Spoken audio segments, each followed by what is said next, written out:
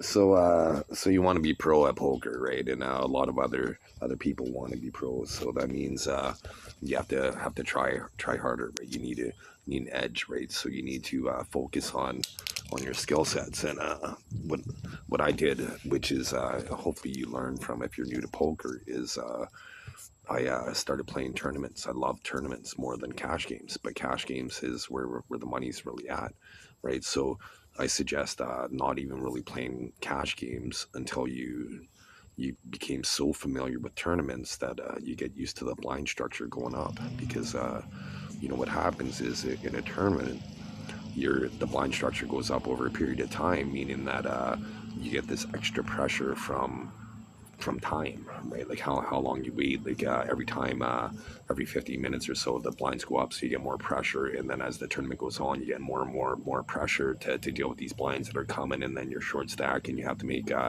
aggressive, impulsive decisions based on necessity at that time, right? So once you establish that kind of mindset, then you go to cash games. Then cash games are easy. You don't have the blinds going up over time.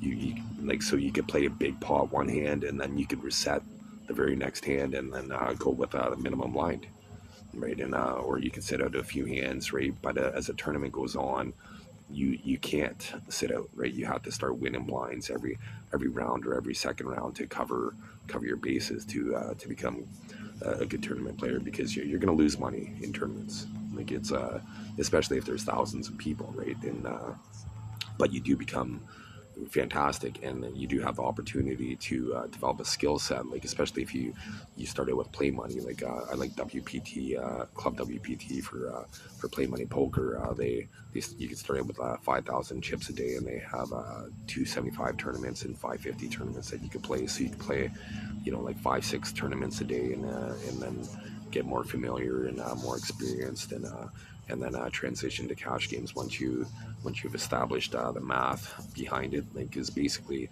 you have to figure out how many outs you have. Outs are cards left in the deck that can make you have a winning hand, right? So there's 52 cards in the deck, right? So some of the common scenarios are an open-ended flush draw, right? So if you have say two spades, and then on the flop there's two spades and a heart, right? So that means you have nine spades left in the deck that you could hit to make your winning hand, which would be a flush, right? So you have a higher probability of having a winning hand if you hit the flush, but not always. That's the beauty about poker, right? Because you could have a lower flush, or you could hit your flush when they hit a full house, and then typically at that point you lose almost all your chips when you're a beginner, right? Like because the flush is far and few in between, right? So that means when you do hit it, you're like, wow, this is awesome, right? I'm feeling lucky. I finally hit my hand, and then that happened to me the other day. I had the ace high flush, and I hit the ten of spades on the river, which made my flush, but he made a full house, right? So I lost it all, right? Like, so in that scenario, when you have the nut flush, you pretty much have to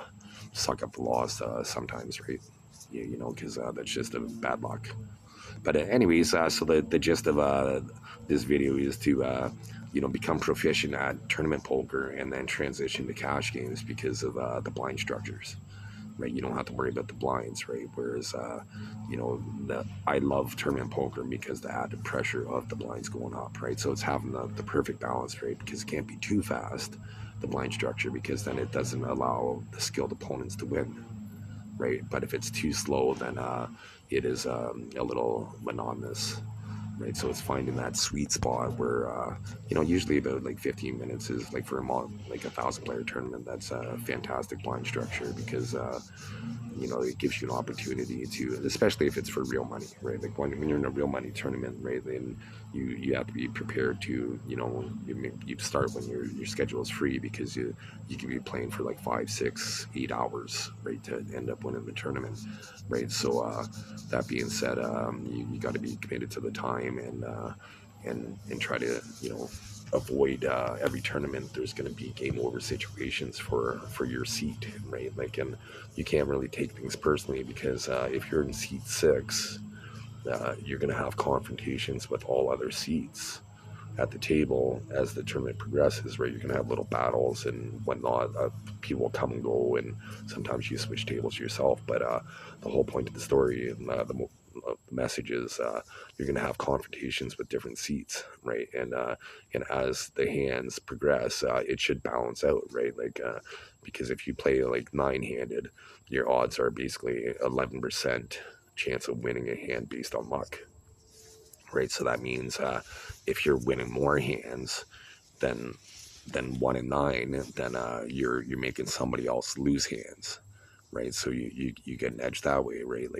By winning pots. So it's understanding the situation, or pressure that people put on you, and you're able to put on them to be able to seize the initiative, right? Because everybody has weak hands and then strong hands, right? So we each have a different way of playing them, right? So typically, like if you bluff, you can't bluff small if you bet big when you hit, right? If you bet big when you hit and you bluff small, I'm gonna destroy you, because I'm gonna see that pattern fluctuation, and then I'm gonna see, even online, based on the timer, I'm gonna tell based on your historical pattern how excited you are on based on how much time you utilized that hand versus every other hand that session, right?